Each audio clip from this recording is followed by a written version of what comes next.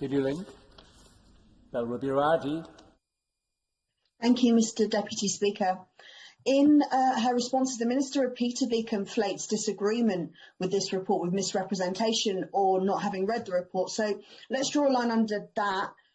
We have read it, but know that institutional racism is still felt across every single area of the UK, and that there is no new story to tell about slavery and colonialism. The Minister may disagree, but does she at least recognise and understand why people, more specifically the people that this report is about, overwhelmingly see this report as steeped in denial, and why it is viewed as a complete insult to those who have been the victims of institutional racism, like black women who are 4 times more likely to die in pregnancy and childbirth? Does the Minister recognise that denial is a core mechanism of institutional racism? And can the Minister explain just how exactly she plans to push ahead with this report when it is so widely rejected by those that it impacts? Mr. Deputy Speaker, what I would say to the Honourable Lady is that if she reads beyond The Guardian and perhaps statements on the Morning Star, she will realise that actually the report has been welcomed by many, many organisations, not just the Equality and Human Rights Commission, but in fact even the Royal College of Physicians and many more. I'm not here to reel out who supports the government. I think it's very interesting that she says, I confuse disagreement with divisiveness. It was her colleague who just stood up there and called people racial gatekeepers. I wonder if she agrees with that comment. That is unbelievably divisive rhetoric.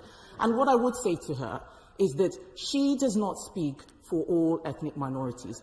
Ethnic minorities are not uniquely left-wing, and to claim that a report about black and brown people can only talk about issues from her perspective completely ignores the fact that there are many of us of various skin colours. She can see my face. She knows I am a black woman just like her. We disagree.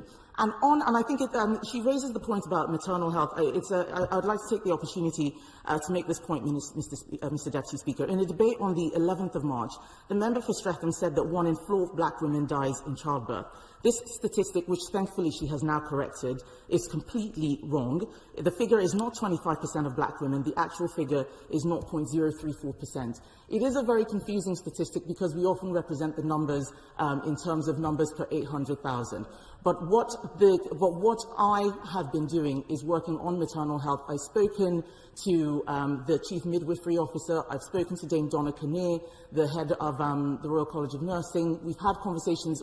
We in government have had conversations. They all accept that because the numbers are so small, that it will often be very hard to target effectively, but that doesn't mean we will not try. And we do have a maternal health strategy, which I know she has seen, and I wish for once she would actually acknowledge the work that government has done, rather than repeating false statistics and pretending that nothing is happening when that is far from the truth.